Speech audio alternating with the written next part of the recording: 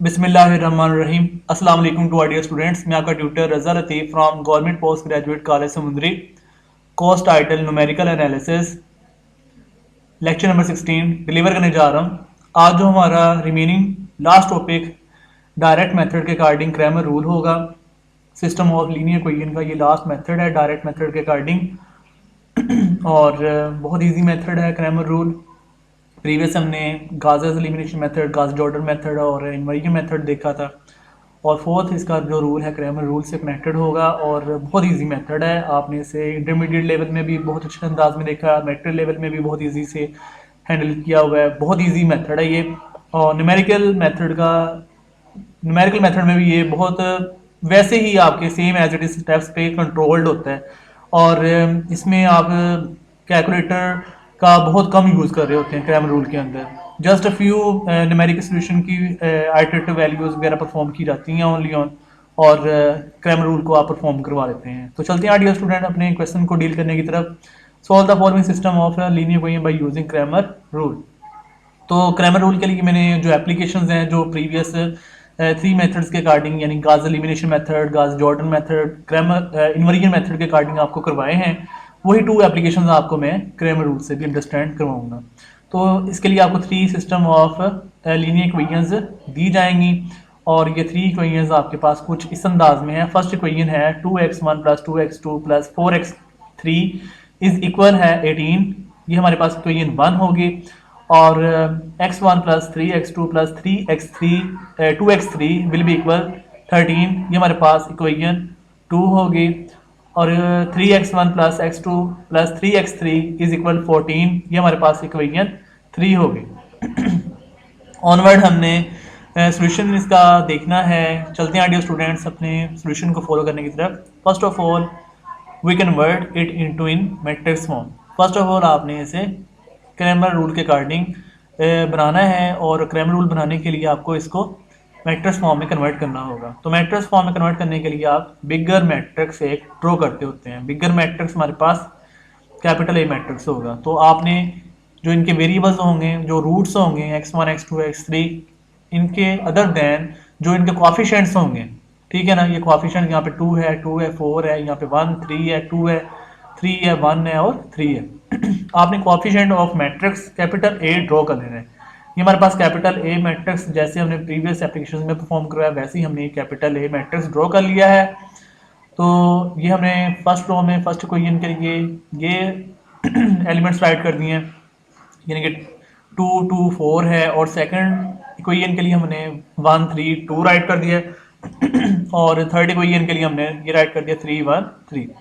और another matrix हमने फिर ड्रॉ करना है जिसमें हमने रूट्स राइट करने होते हैं। जो रूट्स इसमें इन्वॉल्व हैं x1 x2 x3 इन्वॉल्व हैं, ठीक है, थ्री इक्वेशंस के अकॉर्डिंग।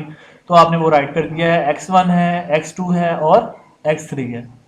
ऑनवर्ड हमने इक्वल का साइन डालना होता है, फिर हमने सोल्यूशन कॉलम राइट करना है, ठीक है। ये हमने सोल्यूशन कॉलम राइट कर दिया। सोल्यूशन कॉलम में 18 है, 13 है और 14 है, ये हमने राइट कर दिया हुआ है 18 13 एंड 14। फिर इनको हमने नेम असाइन करने होते हैं। हमने ये बिगर मैट्रिक्स जो है, ये जो हमारे पास बिगर मैट्रिक्स है, this is known as A matrix, ठीक है। और ये हमारे पास जो मैट्रिक्स होगा this is known as capital X matrix. और ये जो सोल्यूशन कॉलम होगा this is known as capital B matrix, ठीक हो गया। ऑनवर्ड हमने क्रैमर रूल्स के फॉर्मूलों को फॉलो करना है। क्रैमर रूल का फॉर्मूला हमने थ्री वेरिएबल्स जो थ्री रूट्स होंगे उनके अकॉर्डिंग फॉलो करना है, यानी कि x1 के अकॉर्डिंग फॉलो करना है, x2 के अकॉर्डिंग फॉलो करना है और x3 के अकॉर्डिंग फॉलो करना होता है, ठीक है ना। तो x1 जो रूट है इसका फॉर्मूला बनेगा क्रैमर रूल के अकॉर्डिंग। यहाँ पर आप राइट कर लीजिएगा dear student by using Cramer rule. तो बाय यूजिंग क्रैमर रूल के according x1 will be equal a1 whole mod over a mod. इसको हमने इक्वेशन 1 का नेम असाइन कर लेना है। x2 इक्वल होगा a2 mod over capital A whole mod. इसको हमने इक्वेशन 2 नेम असाइन कर देना है। x3 इक्वल होगा a3 होल मॉड इक्वल होगा a कैपिटल होल मॉड, ठीक है ना। इसे हमने इक्वेशन 3 नेम असाइन कर लेना है। फिर हमने इसमें कैपिटल ए मॉड जो डिटर्मिनेंट होगा इनको हमने फाइंड आउट करना होगा, यानी कि ए डिटर्मिनेंट। और फिर a1 मॉड फाइंड करना है। फर्स्ट मैट्रिक्स का जो डिटर्मिनेंट होगा, जिसमें आप x1 की एंट्रीज को शो अप करेंगे, उनको आप A1 मॉडुलस के लिहाज से शो अप करवाना होगा, वो मैं आपको राइट करवाऊंगा। ऐसे ही हमने A2 मॉडुलस यानी कि A2 मॉड डिटर्मिनेंट फाइंड करना होगा और A3 डिटर्मिनेंट फाइंड आउट करना होगा, वो हम एप्लीकेशन में अंडरस्टैंड कर लेंगे। तो फर्स्ट ऑफ ऑल आप इसका देखेंगे A डिटर्मिनेंट क्या होगा। सभी के डिनोमिनेटर में A डिटर्मिनेंट आ रहा है, आप A determinant first of all find करेंगे। इससे हमने देखना है कि ये सिंगुलर है या नॉन सिंगुलर है। तो A determinant will be equal होगा, डिटर्मिनेंट राइट करना है, डिटर्मिनेंट राइट करके हमने ए मैट्रिक्स की टर्म्स राइट कर देनी है, यानी कि ये फर्स्ट रो, ये सेकंड रो, ये थर्ड रो हमने ये राइट कर दिया। फिर आपने डिटर्मिनेंट को एक्सपैंड करना है, जैसे आपने इंटरमीडिएट लेवल में डिटर्मिनेंट एक्सपैंड किए हुए हैं। तो ये फर्स्ट एलिमेंट 2 के लिए, यानी कि 2 के लिए हमने कॉलम और रो को स्किप कर देते होते हैं। इस 2 के लिए हमने कॉलम और जब रो स्किप करेंगे तो आपके पास जो रिमेनिंग आपके पास डिटर्मिनेंट रह जाएगा वो आपके पास बनेगा 3 2 1 3। मतलब ये 3 है, 2 है, 1 है, 3, यानी कि 2 इंटू ये डिटर्मिनेंट राइट किया, 3 2 1 3 ये राइट किया। फिर आपने सेकंड टर्म राइट करने से पहले आपने नेगेटिव साइन लगाना होता है, माइनस ये 2 राइट कर दिया। इस माइनस से 2 करने के लिए आपने ये कॉलम छोड़ देना है और कॉलम के साथ आपने ये रो छोड़ देनी है, ठीक है ना। यानी कि आपने इसका कॉलम भी स्किप कर देना है और इसके लिए आपने रो भी स्किप कर देनी है। तो आपके पास रिमेनिंग डिटर्मिनेंट बन जाएगा 1 2 3 एंड 3, वही मैंने राइट किया हुआ है डिटर्मिनेंट। ये डिटर्मिनेंट है, यानी कि डिटर्मिनेंट में 1, ये 2 है, 3 है और 3। फिर आपने प्लस ये हमने थर्ड एंट्री जो है फर्स्ट रो में 4 ये राइट किया, प्लस 4। ये अल्टरनेट टर्म्स होती हैं, फर्स्ट ऑफ ऑल पॉजिटिव आएगा, फिर नेगेटिव आएगा, फिर पॉजिटिव आएगा, ठीक है। थर्ड एंट्री हमारे पास 4 है। अब इस 4 के लिए आपने कॉलम स्किप करना है और इसके लिए आपने रो को स्किप करना है, यानी इस 4 के लिए आपने रो भी स्किप कर देनी है और इसके लिए आपने कॉलम भी स्किप कर देना है। तो इसके बाद आपके पास डिटर्मिनेंट क्या रह जाएगा, ये रह जाएगा ओनली ऑन, यानी कि 1 है, 3 है और 1 है। यही मैंने राइट किया हुआ डिटर्मिनेंट। ये डिटर्मिनेंट राइट किया 1 3 3 एंड 1। फिर आपने डिटर्मिनेंट को सोल्व करना है, तो 2 इंटू डिटर्मिनेंट ऐड करने का ये रूल होता है कि आपने ऐसे आपने मल्टीप्लाई करना होता है। इनके 3 को इस 3 से मल्टीप्लाई करेंगे 9 आएगा। फिर आपने 1 को 2 से मल्टीप्लाई करने से पहले नेगेटिव का साइन लगाना है, तो -1 मल्टीप्लाई 2 ये 2 आ जाएगा, ये -2 एज इट इज़। इसी तरीके से आपने डिटर्मिनेंट को एक्सपेंड करना है, इस 1 को आप 3 से मल्टीप्लाई करेंगे, यानी कि ऐसे आपने मल्टीप्लाई करना है डायगोनल फॉर्म में। तो 1 मल्टीप्लाई 3 ये 3 आ गया। फिर नेगेटिव फॉर्म लेके आएगा 3 मल्टीप्लाई 2, 3 मल्टीप्लाई 2 करेंगे ये 6 आ जाएगा। फिर ये +4 आ गया। फिर ऐसे डायगोनल को आपने मल्टीप्लाई करना है, 1 मल्टीप्लाई 1 ये 1 आ जाएगा। फिर -3 मल्टीप्लाई 3 आपके पास ये 9 आ जाएगा। फिर आपने इसे कैलकुलेट करना है, 9 - 2 7 और 2 मल्टीप्लाई 7 ये 14 और 3 - 6 -3 आएगा, -2 मल्टीप्लाई -3 ये +6 हो जाएगा।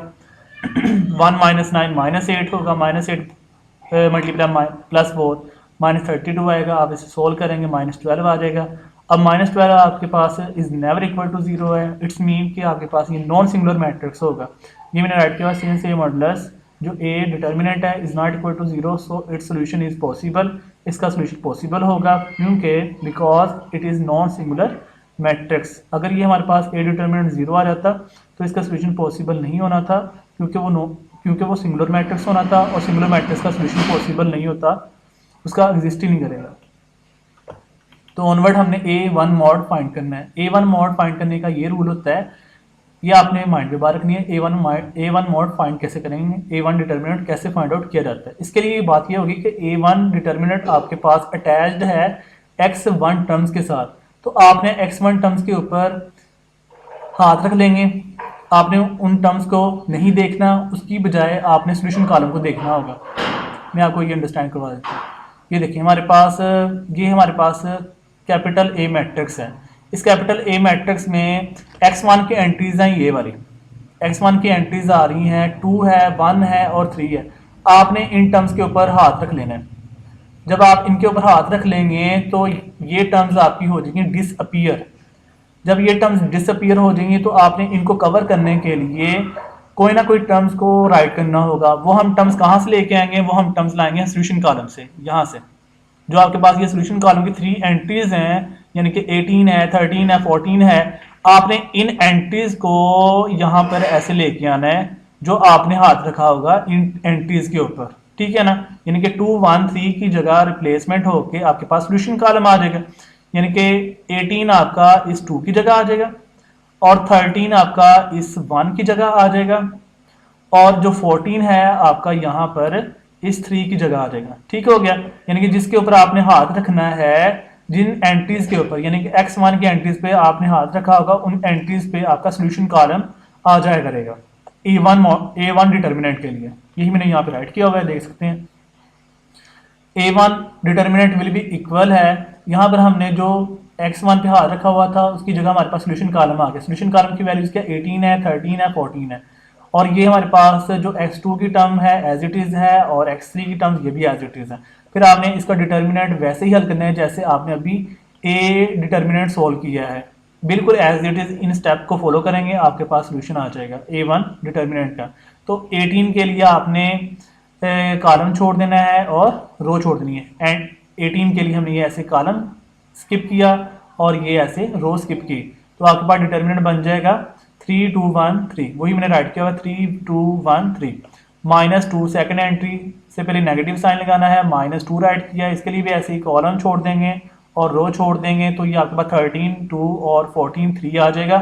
फिर थर्ड एंट्री प्लस फॉर्म होती है तो +4, इसके लिए भी आपने कॉलम स्किप कर देना है और रो स्किप कर देनी है, तो आपके पास डिटर्मिनेंट रह जाएगा 13 है, 3 है, 14 है और 1 है। ये हमने राइट कर दिया +4 13 3 14 1 डिटर्मिनेंट फॉर्म में। फिर आपने डिटर्मिनेंट को सोल्व करना है, यानी कि 18 एज इट इज है, इस 3 को आपने इस 3 से मल्टीप्लाई किया 9 आया। फिर नेगेटिव फॉर्मूले का 1 को 2 से मल्टीप्लाई किया, आपका -2 हो गया, -2 एज इट इज। इस 13 को आपने 3 से मल्टीप्लाई किया 39, माइनस फॉर्मूले का 14 को 2 से मल्टीप्लाई किया 28 आ गया, +4 एज इट इज। 13 को 1 से मल्टीप्लाई किया 13 आ गया, माइनस फॉर्मूले का ये वाला 14 को 3 से मल्टीप्लाई किया 42 आएगा। फिर आपने इसे कैलकुलेट करना है, कैलकुलेट करके आपका रिकमेंडेड आंसर आ जाएगा -12। फिर आपने ऐसे ही A2 डिटर्मिनेंट फाइंड आउट करना है। ये होगा कि आपने A2 डिटर्मिनेंट जो है x2 के साथ अटैच्ड है, तो x2 एंट्रीज के ऊपर आपने हाथ रख लेना है और x2 एंट्रीज की जगह आपके पास सोल्यूशन कॉलम आ जाएगा। सोल्यूशन कॉलम x2 एंट्रीज के अकॉर्डिंग हमने ये राइट किया हुआ है, रिप्लेसमेंट कर दिया है। x2 की ये टर्म्स थी, यहाँ पर हमने सोल्यूशन कॉलम राइट कर दिया हुआ है, 18 है, 13 है, 14। अब x1 की entries as it is right x1 की entries as it is right की हैं और x3 की एंट्रीज भी एज इट इज राइट की हुई हैं। फिर आपने इनको सोल्व करना है डिटर्मिनेंट को, तो 2 के लिए आपने जब राइट करना है तो 2 के लिए आपने कॉलम और रो को स्किप कर देना है, तो 2 डिटर्मिनेंट आपके पास बन जाएगा, सोल्यूशन कॉलम छोड़कर आपके पास बन जाएगा 13 2 14 और 3। ये हमने राइट कर दिया हुआ 13 2 14 3। -18 के लिए आपने ऐसे कॉलम छोड़ देना है, 18 के लिए भी ऐसे ही हम कॉलम स्किप कर देंगे और ये ऐसे रो को स्किप कर देंगे, तो आपके पास रिमेनिंग पार्ट क्या रह जाएगा 1 2 3 एंड 3। ये देख सकते हैं -18 1 है, 2 है, 3 है और ये 3 है डिटर्मिनेंट फॉर्म में। फिर +4, ये हमारे पास थर्ड एंट्री है, थर्ड के लिए भी ऐसे ही आपने कॉलम को स्किप कर देना है और रो को स्किप कर देना है, तो आपके पास ये डिटर्मिनेंट बन जाएगा 1 13 3 14। ये देख सकते हैं 1 13 3 14, ठीक है, 1 13 3 एंड 14 ये वाला। फिर ऑनवर्ड आपने इसका डिटर्मिनेंट एक्सपेंड करना है, ये 2 एज इट इज, 13 को 3 से मल्टीप्लाई करना है 39 और माइनस फॉर्मूले का 14 को 2 से मल्टीप्लाई करना है -28, -18 एज इट इज, 1 को 3 से मल्टीप्लाई करना है 3 आ गया, -3 को 2 से मल्टीप्लाई करना है 6 आ गया, +4 एज इट इज, 1 को 14 से मल्टीप्लाई करना है 14 आ गया, माइनस फॉर्मूले का 3 को 13 से मल्टीप्लाई करना है -39 आ गया। फिर आपने इसे कैलकुलेट करना है, कैलकुलेट करके आपका रिक्वायर्ड आंसर इसका बन जाएगा A2 determinant will be equal -24। फिर ऐसे ही आपने A3 डिटर्मिनेंट आपने फाइंड करना है, इसके लिए आप देखेंगे A3 डिटर्मिनेंट आपका x3 रूट के साथ अटैच्ड है, इट्स मीन कि आपने x3 एंट्रीज के ऊपर हाथ रख लेना है। x3 एंट्रीज ये मतलब ऐसे होती हैं, ठीक है, x3 एंट्रीज की जगह आपके पास सोल्यूशन कॉलम आ जाएगा। x3 एंट्रीज की जगह हमने ये सोल्यूशन कॉलम की वैल्यू लिख दी हुई है, 18 है, 13 है और 14 है। अब देख सकते हैं x1 एंट्रीज भी एज इट इज राइट की हुई हैं जो आपके पास A मैट्रिक्स में था, और x2 एंट्रीज भी एज इट इज़ राइट की हुई हैं जो आपके पास सोल्यूशन कॉलम में था। ठीक हो गया। फिर आपने ये डिटर्मिनेंट को सोल्व करना है, तो इस टू के लिए आपने कॉलम छोड़ देना है और रो छोड़ देनी है, तो आपके पास डिटर्मिनेंट बन जाएगा 2 डिटर्मिनेंट 3 13 1 14 माइनस ये 2 के लिए भी आपने कॉलम स्किप कर देना है और रो को स्किप कर देना है, तो आपके पास रिमेनिंग टर्म्स बच जाएंगी 1 13 3 एंड 14। यही राइट किया हुआ है। -2 डिटर्मिनेंट 1 13 3 है और 14 है। फिर +18 हमारे पास थर्ड एंट्री है। +18 के लिए कॉलम स्किप कर देना है और रो को स्किप कर देना है, तो ये आपके पास डिटर्मिनेंट बन जाएगा 1 3 3 3 1 3 3 1। देखें +18 डिटर्मिनेंट राइट किया, 1 3 है 3 है 1 है और डिटर्मिनेंट क्लोज कर दिया। फिर आपने इसे सोल्व करना है। 2 एज इट इज़ किया है, 3 को आपने 14 से मल्टीप्लाई किया 42 आ गया, माइनस फॉर्मूले का 1 को आपने 13 से मल्टीप्लाई करना है 13 आ जाएगा, -2 एज इट इज़ आ गया। डिटर्मिनेंट इसका भी आपने ओपन करना है, 1 को 14 से मल्टीप्लाई किया 14 आ गया, माइनस फॉर्मूले का 3 मल्टीप्लाई 13 करेंगे 39 आ जाएगा और +18 एज इट इज़ है। फिर आपने 1 को 1 से मल्टीप्लाई किया 1 आ गया, माइनस फॉर्मूले का है। 3 को आपने 3 से मल्टीप्लाई किया, ये 9 आ जाएगा। फिर आपने इसे कैलकुलेट करना है, कैलकुलेट करके आपके पास रिक्वायर्ड इसका आंसर आ जाता है -36। अब इन 3 टर्म्स को आपने पुटिंग करना है, कोई इन 1 में, कोई इन 2 में, कोई इन 3 में, तो आपके पास वहाँ से x1 रूट, x2 रूट और x3 रूट मिल जाएगा। अब इसमें न्यूमरेटर में जो वैल्यू मैंने ये राइट की हुई है, ये a1 डिटर्मिनेंट की वैल्यू है और इसके डिनोमिनेटर में आपके पास a डिटर्मिनेंट की वैल्यू है। ठीक है, ये हमने ऐसे राइट की हुई है। ऐसे ही x2 के अंदर ये हमारे पास a2 डिटर्मिनेंट की वैल्यू है। ठीक है, और इसके डिनोमिनेटर में हमारे पास ये a डिटर्मिनेंट की वैल्यू है। ठीक है, आपने इसे कैलकुलेट कर लेना है। x3 के लिए हमारे पास फॉर्मूला ये था कि a3 डिटर्मिनेंट की ये वैल्यू है जो न्यूमरेटर में पड़ी हुई है, और ये हमारे पास डिनोमिनेटर में a डिटर्मिनेंट की वैल्यू होगी। आपने इन्हें कैलकुलेट करना है, तो आपके पास रिक्वायर्ड आंसर आ जाएगा x1 will be equal 1, x2 will be equal 2 और x3 विल बी इक्वल 3 आ जाएगा। ठीक हो गया। Hence which is the required solution by the help of Cramer rule. ठीक हो गया। तो नेक्स्ट क्वेश्चन है solve the following system of linear equation by using Cramer rule. ये लास्ट आपकी एप्लीकेशन है, तो इसके लिए आपको 3 इक्वेशंस दे दी गई हैं। 3x + 4y - z = 8, -2x + y + z = 3, x + 2y - z = 2। ये कोई 1 है, ये 2 है, ये 3 है। ठीक है, और सेम एज इट इज़ जैसे अभी हमने एप्लीकेशन परफॉर्म की है क्रैमर रूल के अकॉर्डिंग, वैसे ही आपने इस सिस्टम ऑफ लीनियर इक्वेशन को परफॉर्म करना है जो कि स्क्वायर मैट्रिक्स फॉर्म में होगा। ठीक है, तो सोल्यूशन की तरफ चलते हैं dear student. First of all we convert it into in matrix form. तो मैट्रिक्स फॉर्म के लिए आपने बिगर मैट्रिक्स ड्रॉ करना होता है। ये बिगर मैट्रिक्स आपके पास ए मैट्रिक्स है जो इसकी एंट्रीज हैं, यानी यहाँ पर एक्स वाई जी को स्किप करके आप इसके कोफिशिएंट्स राइट करते होते हैं। वो कोफिशिएंट्स आपके पास ए मैट्रिक्स होता है, ये वाला ए मैट्रिक्स। तो ये है 3 4 -1। फर्स्ट रो के लिए हमारे पास फर्स्ट इक्वेशन थी, सेकंड रो के लिए हमारे पास सेकंड इक्वेशन है -2 1 1। थर्ड इक्वेशन के लिए हमारे पास ये थर्ड रो होगी, यानी कि 1 2 -1। और जो एक्स वाई जी जो रूट होंगे उनको आपने स्क्वायर मैट्रिक्स में राइट कर लेना है, एक्स वाई एंड जी। और जो सोल्यूशन कॉलम इक्वल फॉर्म में राइट करते हैं, 8 है 3 है 2 है, ये हमने ऐसे राइट कर दिया, यानी कि सोल्यूशन कॉलम में ऐसे हमने इसको राइट कर दिया हुआ है। सोल्यूशन कॉलम में ये 8 है, ये 3 है और ये 2 है। तो इनको आगे मूव करवाना है। ये हमारे पास इस वक्त क्या है, ए मैट्रिक्स, और ये हमारे पास क्या है, कैपिटल एक्स मैट्रिक्स। तो ये हमारे पास क्या है, सोल्यूशन कॉलम। वही मैंने इसके नेम असाइन किए हुए हैं। ये हमारे पास कैपिटल ए मैट्रिक्स ये है, ये कैपिटल एक्स मैट्रिक्स हमारे पास ये है, और ये कैपिटल बी मैट्रिक्स हमारे पास ये सोल्यूशन कॉलम है। फिर आपने बाय यूजिंग क्रैमर रूल यहाँ पे राइट कर देना है, और इनके फॉर्मूलाज को आपने यहाँ पे राइट करेंगे, उनको फॉलो करते हुए हम अपने सोल्यूशन की तरफ रीच करेंगे। तो x is equal to a1 whole determinant over a whole determinant, इसे हमने कोई 1 नेम असाइन कर देना है, और y इक्वल होगा a2 होल डिटर्मिनेंट इक्वल होगा a होल डिटर्मिनेंट, इसे हमने कोई 2 नेम असाइन कर देना है, और z इक्वल होगा a3 whole determinant whole over a whole determinant, इसे हमने कोई 3 नेम असाइन कर देना है। तो ये बिल्कुल ऐसे ही जैसे हमने अभी कोई क्वेश्चन नंबर 1 परफॉर्म किया है, वैसे ही हम इसे सोल्व कर लेंगे।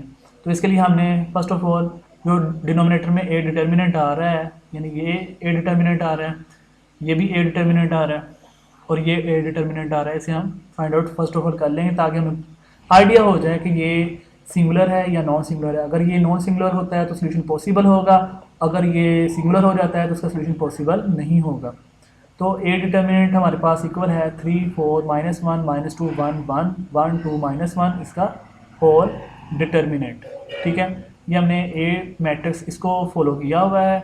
इस मैट्रिक्स का हमने ये ले लिया हुआ है ओनली ऑन डिटर्मिनेंट फॉर्म। जब आपने डिटर्मिनेंट राइट किया तो ये इक्वल होगा, यानी कि इस थ्री के लिए आपने ये कॉलम स्किप करना है और रो को स्किप करना है।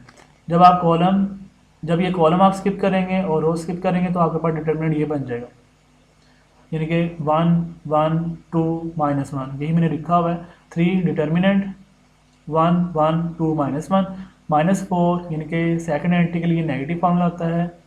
तो -4 के लिए आपने कॉलम स्किप कर देना है और रो को स्किप कर देना है, तो फिर ये बन जाएगा डिटर्मिनेंट -2 1 1 -1। ये देख सकते हैं -4 डिटर्मिनेंट -2 1 1 -1। फिर थर्ड एंट्री के लिए प्लस का फॉर्मूला होता है, प्लस इंटू -1, ये एज इट इज़ मैंने इसे राइट किया हुआ है। और इसके लिए आपने -1 के लिए आपने कॉलम को स्किप करना है और रो को स्किप करना है। जब आप रो को स्किप करेंगे और कॉलम को स्किप करेंगे तो आपके पास डिटर्मिनेंट बन जाएगा ये टर्म के लिए। ठीक है, यानी कि -2 1 है और ये 2 है, तो वो मैंने राइट किया हुआ है। ये डिटर्मिनेंट राइट किया है, यानी plus into -1 determinant -2 1 1 and 2 determinant close. फिर आपने डिटर्मिनेंट को ओपन करना है, ये 3 एज इट इज़। इस 1 को -1 से मल्टीप्लाई करना है, -1 आया। फिर नेगेटिव फॉर्मूले का है, 2 को 1 से मल्टीप्लाई करना है, ये 2 आएगा। ये -4 एज इट इज़, -2 को -1 से मल्टीप्लाई करना है, +2 आ गया। माइनस फॉर्मूले का 1 को 1 से मल्टीप्लाई करना है, -1 हो गया। ठीक है, प्लस -1। फिर आपने -2 को इस 2 से मल्टीप्लाई करना है, -4 आ गया। फिर माइनस फॉर्मूले का है, 1 को 1 से मल्टीप्लाई करना है, ये 1 आ गया। फिर आपने इसे कैलकुलेट करना है। ठीक है, सिंप्लीफाई करते हुए आपका रिक्वायर्ड आंसर आ जाएगा -8। तो A determinant will be equal होगा -8।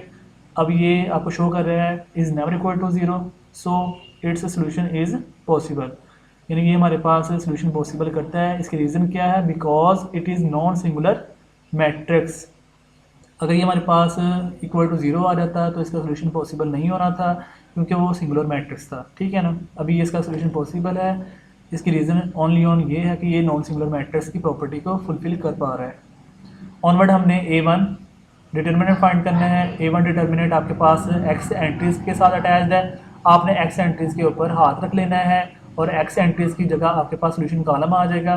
सोल्यूशन कॉलम की वैल्यू से एक्स एंट्रीज पे आपने रिप्लेस करवा देनी है, यानी 8 है, 3 है, 2 है। उसके बाद जो वाई एंट्रीज है ये एज इट इज़ आपने राइट कर दी हुई है, 4 1 2। और जो जेड एंट्रीज हैं वो भी एज इट इज़ आपने राइट कर दी हुई है, -1 1 एंड -1। फिर आपने इसका डिटर्मिनेंट को आपने सोल्व करना है। जब आप इसका डिटर्मिनेंट सोल्व करेंगे तो आपके पास इस तरह की फॉर्म बन जाएगी, यानी कि आपने इस 8 के लिए कॉलम ऐसे कॉलम स्किप करना है और ऐसे आपने रो को स्किप करना है। तो ये आपके पास बन जाएगा 8 इंटू डिटर्मिनेंट, ये आपके पास आ जाएगा 1 1 2 -1। ये हमने राइट कर दिया 1 1 2 -1 -4, यानी कि सेकंड एंट्री के लिए आपने यहाँ पे नेगेटिव का फॉर्मूला आपने ये राइट करना होता है। इस 4 के लिए आपने कॉलम को स्किप करना है और रो को स्किप करना है। तो आपके पास टर्म बन जाएगी 3 1 2 -1। ये देखें -4 डिटर्मिनेंट, 3 1 2 -1 डिटर्मिनेंट। ठीक है, क्लोज किया, प्लस इंटू -1। ये हमने थर्ड एंट्री के लिए प्लस राइट करना होता है फॉर्मूला, और ये नेगेटिव ऑलरेडी है, प्लस इंटू ये -1 ऐसे राइट कर दिया। इसके लिए हमने अब कॉलम स्किप करना है और रो को स्किप करेंगे। ठीक है, तो ये आपके पास डिटर्मिनेंट बन जाएगा 3 1 2 एंड 2। ये देख सकते हैं आप सभी स्टूडेंट्स, डिटर्मिनेंट राइट किया, 3 1 2 एंड 2 डिटर्मिनेंट क्लोज। फिर आपने डिटर्मिनेंट को सोल्व करना है। ये 8 एज इट इज़ है, इस 1 को आपने इस -1 से मल्टीप्लाई करेंगे, -1 आ गया। माइनस फॉर्मूले का है, 2 को 1 से मल्टीप्लाई करेंगे, ये -2 बन गया। -4 एज इट इज़, फिर इस 3 को आपने -1 से मल्टीप्लाई किया, -3 आ गया। माइनस फॉर्मूले का 2 को 1 से मल्टीप्लाई किया, -2 आ गया, प्लस -1। और 3 को आपने 2 से मल्टीप्लाई करना है, 6 आ जाएगा। माइनस फॉर्मूले का 2 को 1 से मल्टीप्लाई करना है और ये -2 हो जाएगा। फिर आपने इसे सिंप्लीफाई करना है, सिंप्लीफाई करके आपका रिक्वायर्ड आंसर इसका A1 डिटर्मिनेंट में आ जाएगा -8। ठीक हो गया। फिर ऑनवर्ड हमने A2 mod A2 determinant find करना है। A2 डिटर्मिनेंट आपके पास y एंट्रीज के साथ अटैच्ड है, तो y एंट्रीज की जगह आप हाथ रख लेंगे और उसकी जगह आपके पास सोल्यूशन कॉलम आ जाएगा। सोल्यूशन कॉलम आपके पास एक्चुअली है क्या, वो है 8, 3 एंड 2। ठीक है, हमने y एंट्रीज की जगह सोल्यूशन कॉलम को रिप्लेस कर दिया है और जो x एंट्रीज है वो एज इट इज़ हैं, उसमें नो चेंजिंग, 3 -2 1। और जो z एंट्रीज हैं वो भी एज इट इज़ -1 1 -1। फिर आपने इसका डिटर्मिनेंट को सोल्व करना है और डिटर्मिनेंट सोल्व करके आपके पास इस तरह की फॉर्म क्रिएट हो जाएगी। यानी कि इस 3 के लिए आपने कॉलम और रो को स्किप कर देना है, तो आपके पास डिटर्मिनेंट बन जाएगा 3 1 2 -1। तो ये आपके पास फॉर्म बन जाएगी 3 डिटर्मिनेंट 3 1 2 -1। फिर सेकंड एंट्री जो है यानी कि 8, इसके लिए आप नेगेटिव का फॉर्मूला राइट करते होते हैं। -8 के लिए आपने यानी कि 8 के लिए आप यहाँ पर कॉलम को स्किप करेंगे और रो को स्किप करेंगे, तो आपके पास आ जाएगा -2 1 1 -1। देख सकते हैं डिटर्मिनेंट राइट किया है, -2 है, 1 है, 1 है, -1 है। प्लस थर्ड एंट्री के लिए हम प्लस का फॉर्मूला राइट करते हैं, प्लस इंटू -1, ये ऑलरेडी फॉर्म है, ये हमने ऐसे ही राइट कर दिया है। फिर डिटर्मिनेंट राइट करना होता है, -1 के लिए आपने कॉलम को स्किप करना है, यानी कि ऐसे हम कॉलम को स्किप करेंगे और रो को स्किप करेंगे, तो आपके पास ये आ जाएगा -2 3 1 एंड 2। ये देख सकते हैं डिटर्मिनेंट -2 है, 3 है, 1 है, 2 है, ब्रैकेट डिटर्मिनेंट क्लोज कर देंगे। फिर आपने डिटर्मिनेंट को ओपनलाइज करना है, ये 3 एज इट इज़ है, इस 3 को आपने -1 से मल्टीप्लाई करना है, ये -3 आ जाएगा, माइनस फॉर्मूले का होगा, 2 को आपने 1 से मल्टीप्लाई करना है, यानी ऐसे 2 को 1 से मल्टीप्लाई करेंगे -2 आएगा। ये -8 एज इट इज़ है, -2 को ऐसे -1 से मल्टीप्लाई करेंगे, +2 हो गया, माइनस फॉर्मूले का 1 को 1 से मल्टीप्लाई करेंगे 1 आएगा, प्लस -1 और -2 को 2 से मल्टीप्लाई किया -4, 1 को 3 से मल्टीप्लाई किया 3 और नेगेटिव फॉर्मूले का। फिर आपने इसको सिंप्लीफाई करना है, सिंप्लीफाई करके आपका रिक्वायर्ड इसका आंसर A2 डिटर्मिनेंट आ जाएगा -16। फिर आपने A3 डिटर्मिनेंट फाइंड करना है। अब A3 डिटर्मिनेंट आपके पास Z रूट के साथ अटैच्ड है, तो आपने Z एंट्रीज़ के ऊपर हाथ रख लेना है और Z एंट्रीज़ की जगह आपके पास जो रिप्लेसमेंट बनेगी वो सोल्यूशन कॉलम की बनेगी, यानी कि सोल्यूशन कॉलम आपका Z रिप्लेसमेंट में आ जाएगा। ठीक है, तो Z रिप्लेसमेंट में आपके पास फिर ये 8 है, 3 है, 2, ये आपके पास सोल्यूशन कॉलम की वैल्यूज़ हैं और जो X एंट्रीज़ हैं वो भी एज इट इज़ राइट की हुई हैं 3 -2 1 और Y एंट्रीज़ भी एज इट इज़ राइट की हुई हैं 4 1 2। फिर आपने ये डिटर्मिनेंट को सोल्व करना है। अब इसका जो डिटर्मिनेंट आप सोल्व करेंगे as it is above steps के अकॉर्डिंग ही मूव करेंगे, यानी कि इस 3 के लिए आपने कॉलम को स्किप करना है, यानी कैसे आप कॉलम स्किप करेंगे और ये आपने रो को स्किप करना है। तो 3 डिटर्मिनेंट राइट किया तो यह है 1 3 2 2 1 3 2 2। ठीक है, -4 यानी कि सेकंड एंट्री के लिए नेगेटिव का फॉर्मूला राइट किया। इस 4 के लिए आपने कॉलम स्किप करना है और रो को स्किप करना है, तो आपके पास डिटर्मिनेंट बन जाएगा -2 3 1 एंड 2। ये हमारे पास एंट्रीज शो अप होगी -2 3 1 2। फिर थर्ड एंट्री +8 के लिए, इसके लिए भी हमने कॉलम को स्किप करना है और रो को स्किप करेंगे, तो आपके पास ये बन जाएगा +8 डिटर्मिनेंट -2 1 2 1 एंड 2। ये देख सकते हैं -2 1 1 एंड 2 डिटर्मिनेंट क्लोज।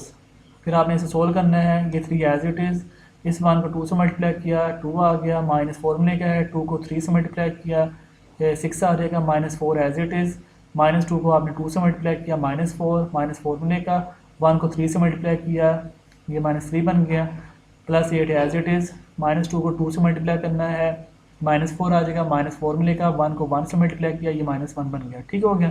फिर आपने इसे सिंप्लीफाई करना है, सिंप्लीफाई करके आपका रिक्वायर्ड आंसर आ जाएगा A3 determinant will be equal -24।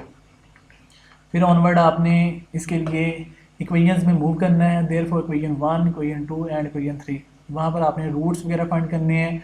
x equal था A1 determinant over A determinant, तो A1 डिटर्मिनेंट की वैल्यू -8 है और A डिटर्मिनेंट की वैल्यू -8 है। आपने सोल्व किया, आपका आंसर आ गया x = 1 और y = यहाँ पर A2 determinant over A determinant था, A2 डिटर्मिनेंट की वैल्यू -16 है और A डिटर्मिनेंट की वैल्यू -8 है। सोल्व करेंगे, आपका आंसर आ जाएगा y = 2।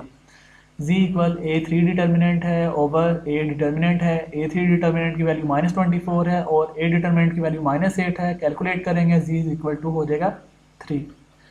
तो ये आपके पास क्रैमर रूल के अकॉर्डिंग कंप्लीट रूट्स वगैरह फाइंड हो गए हैं, hence which is the required solution by the help of Cramer rule. Onward ये कुछ एप्लीकेशंस हैं आरडीओ स्टूडेंट, जैसे आप लोगों को Gauss elimination method, Gauss Jordan method, inversion method के अकॉर्डिंग एप्लीकेशन परफॉर्म करवाने के लिए दी हैं, वैसे ही आपको सेम वही एप्लीकेशंस आपने क्रैमर रूल के अकॉर्डिंग भी फुलफिल करनी होंगी। ये आपका होमवर्क है। तो applications for direct method statement है, solve the following system of linear equations as below 4 methods. ये 4 मेथड्स के नेम ऑलरेडी वही हैं। आपने आज जो एप्लीकेशन परफॉर्म करवानी है वो है क्रैमर्स रूल। क्रैमर रूल के अकॉर्डिंग हमारी सेम वही एप्लीकेशन हैं जो आपने ऑलरेडी एप्लीकेशन परफॉर्म की हुई हैं। गाउस एलिमिनेशन मेथड से, गाउस जॉर्डन मेथड से, गाउस अपना इनवर्जन मेथड जिसे आप इन्वर्स मेथड्स कहते हैं, इन्वर्स मैट्रिक्स। तो क्वेश्चन मैं अगेन रिपीट कर देता हूँ, ठीक है। क्वेश्चन नंबर 1 है x minus y plus z is equal to 1, -3x plus 2y minus 3z is equal to -6, 2x minus 5y plus 4z is equal to 5।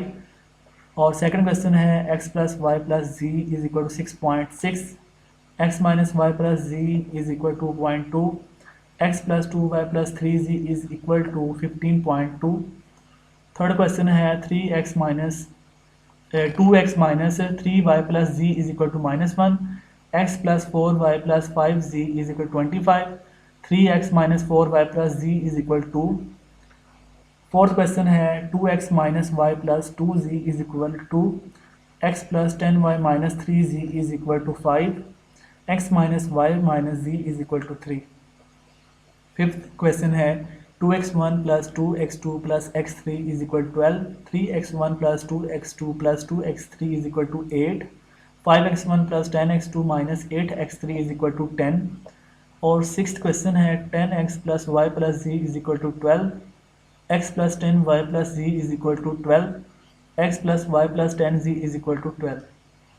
और seventh question आपका है x plus 2y plus z is equal to 8, 2x plus 3y plus z 4z is equal 20, 4x plus 3y plus 2z is equal to 16। और last question है आप सभी students का 4x minus y minus z is equal to -7, x minus 5y plus z is equal to -10, x plus 2y plus 6z is equal to 9। Hopefully are the students आज के lecture को completely understand कर लिया होगा। Easy lecture भी था और previous steps ही थे जो आज हमने अपने लेक्चर्स में डिस्कस किए। और अगर फिर भी किसी स्टूडेंट्स को प्रीवियस लेक्चर्स में और आज के लेक्चर में कोई कन्फ्यूजन हो तो वो क्वेश्चन कर सकते हैं।